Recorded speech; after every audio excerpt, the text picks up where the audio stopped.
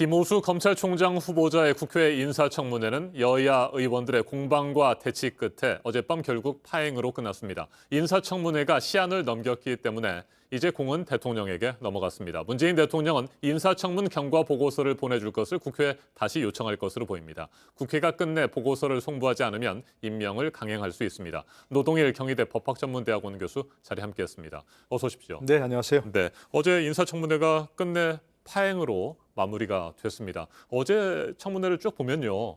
주인공은 김오수 검찰총장 후보자가 아니고 윤석열 전 검찰총장, 조국 전 법무부 장관 같았습니다. 그러니까 바람직하지 않은 건 분명하죠. 김오수 검찰총장 후보자의 윤리적 도덕성이라든지 기본적으로 또 업무 적합성이라든지 이런 걸 따져야 되는데 결국 윤석열 전 총장에 대한 그 공방이라든지 전혀 곁가지 가지고 그리고 또 여야 의원들 간의 대치로 결국 끝났지 않습니까? 참 애매하게 끝났는데 결코 바람직한 모습은 아니라고 생각합니다. 네. 문재인 대통령은 인사청문 경과 보고서를 보내달라고 다시 국회에 요청할 예정이고요. 그렇게 되겠죠. 그리고 나서도 보고서가 도착하지 않으면 임명을 강행할 가능성이 높아 보이는데 그렇게 예상하세요? 네, 저도 그렇게 예상합니다. 어제 그 청문회 석상에 그런 얘기가 나왔죠. 조수진 의원이었던가요? 어차피 검찰총장으로 임명될 걸 분명한데 인사청문을 할 의미가 뭐가 있겠느냐 이 정도 얘기가 나왔으니까 어제로 사실 26일로 처음 7일 날 인사청문 요청을 했으니까 20일 기간이 만료됐습니다.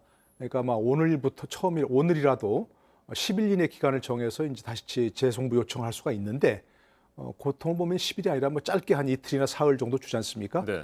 그렇게 되고 바로 그 기간이 지나면 바로 임명할 것으로 이렇게 예상이 됩니다. 네. 어차피 임명이 될 것이다 이런 말씀이신데 임명이 된 뒤에 말이죠. 김오수 검찰총장 후보자 라임 옵티머스 사건에 대한 수사 지휘도 하지 않겠습니까? 그런데 법무부 차관을 그만둔 뒤에 최근 8개월 사이에 라임 옵티머스 사건을 수임했다는 것도 지금 드러난 상태잖아요. 이건 어떻게 보십니까? 본인은 그렇게 얘기했죠. 라임 옵티머스를 운영하는 사기 피해자들을 변론한 적이 없다 이렇게 얘기했는데, 그러니까 펀드를 설정하고 운용한 사람들은 아니지만 NH투자증권이라든지 우리은행이라든지 이 판매사를 지금 변론했지 않습니까? 네. 수임 변호인이 되었는데 결국은 운용 설정한 사람들이 더 큰 문제긴 하지만 NH투자증권이라든지 우리은행이라든지 또 다른 은행들도 있죠. 그런 은행들이 어떤 판매하지 않았으면 피해자들이 그걸 신뢰할 수 있었겠습니까? 그런 펀드를. 그렇죠. 그러니까 사실은 본질적으로는 같은 얘기죠. 그래서 이해 충돌 문제라든지 적절하지 않았다. 이런 것은 분명히 지적할 수밖에 없는 거죠. 네. 그래서 일부에서는 술을 마시고 운전을 하긴 했지만 음주운전은 아니다. 이렇게 주장하는 것과 뭐가 다르냐 이런 비판도 하고 있는 것 같습니다. 그러니까요. 네. 똑같은 본질적으로 같은 얘기입니다. 기본적으로 이제 어제 콕 집어 얘기하지 않습니까?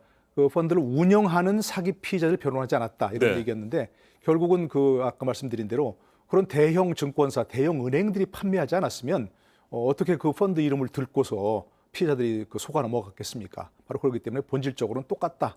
이렇게 얘기할 수밖에 없는 거죠. 네, 김 후보자는 법무부 차관으로 재직할 때 박상기, 조국, 그리고 추미애 법무부 장관을 보좌한 바가 있습니다. 이와 관련해서 어제 청문회에서도 정치적 중립성 논란이 계속해서 제기가 됐는데 본인은 검사 재직 기간 동안 중립성 논란이 한 번도 없었다. 이런 입장을 밝혔습니다. 이건 어떻게 보세요? 글쎄 이제 모든 검사들이 사실 검사로 재직할 때 독립성, 중립성 논란이 있는 건 사실 드문 얘기죠. 평검사들이니까.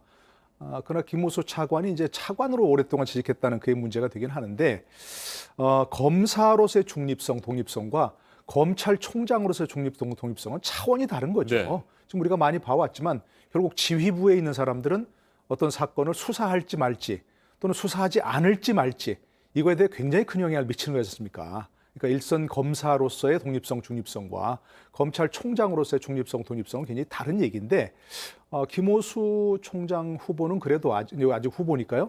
그래도 그동안 계속 검사로서 일을 했으니까 어떤 판사 출신이라든지 이런 사람들과 조금 다르지 않겠는가 하는 점에서 기대는 좀 해보고 있습니다. 본인이 정치적 중립성의 방파제가 되겠다 이렇게 했지 않습니까? 그런 말을 지키기를 좀 기대해 봅니다. 네. 검찰은 본질적으로 공소기관이다. 이런 얘기도 김오수 후보자가 어제 청문회에서 했습니다. 수사와 기소의 완전 분리 방향이 맞다는 입장인 것 같은데 이 부분은 어떻게 평가하세요? 저도 본질적으로는 맞다고 생각합니다. 저렇게 주장을 했었고요. 그런데 그 전제가 하나 뭐냐면 수사는 경찰이 하고 검찰이 기소는 하지만 검찰이 경찰의 수사에 대해서 완전한 지휘 감독을 해야 됩니다. 네. 그게 없이 경찰이 마음대로 이렇게 수사 종결하도록까지 놔둔다면 사실은 경찰에서 우리가 조금 전에 여기 나왔습니다마는 이용구 법무차관 사건이 대표적인 거 아니겠습니까? 경찰이 종결해버리면 그래서 누구도 그래서 이의를 제기하거나 할 수 없는 상황이 돼버리거든요. 그렇기 때문에 검찰의 수사 지휘권을 확립한 다음에 수사 기소가 분리가 돼야 되는데 지금 그 수사 지휘권은 없이 기소 분리가 됐기 때문에 수사 기소가 분리가 됐기 때문에 문제라는 것이고요. 예, 또 한 가지가 이제 그 기본적으로 그 법무차가 어제 이 김호수 전 차관이 김호수 총장 후보자가 네. 얘기한 것 중에 하나가 지금 현재 검경 수사권 조정이 되었고 검찰, 경찰, 공수처 이렇게 병립이 돼 있는데 그의 관계가 아직 정립이 안 됐다는 얘기입니다. 그 부분도 전 인식이 맞다고 생각합니다. 그래서 새로운 검찰 개혁을 위해서 무슨 중수청을 설치한다든가 하는 그런 새로운 일을 벌이지 말고 현재 된 검경 수사권 조정을 안착시키는 게 가장 중요한 과제다.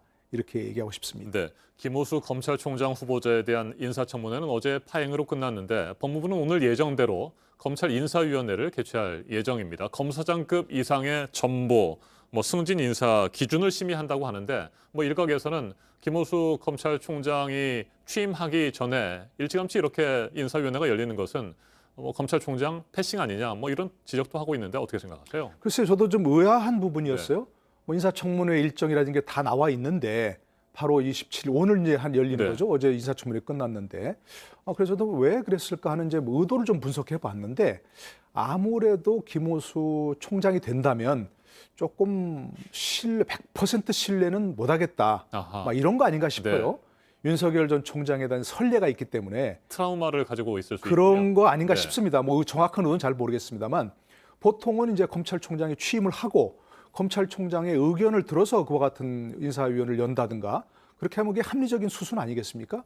그런데 지금 바로 이렇게 검찰총장이 임명되기도 전에 이렇게 연다는 것은 검찰총장의 의견을 듣기 전에 어떤 그 기본적으로 직제 개편이라든지 이런 것을 완결시킨 다음에 그다음에 그 직제 개편을 한 자리에 누구를 임명할 것인가를 의견을 듣는 그런 수순을 밟으려는 것이 아닌가 싶어서 윤석열 트라우마 때문에 일종의 어떤 그 검찰총장을 100% 신뢰하기보다는 법무부 안대로 보관대로 진행하겠다.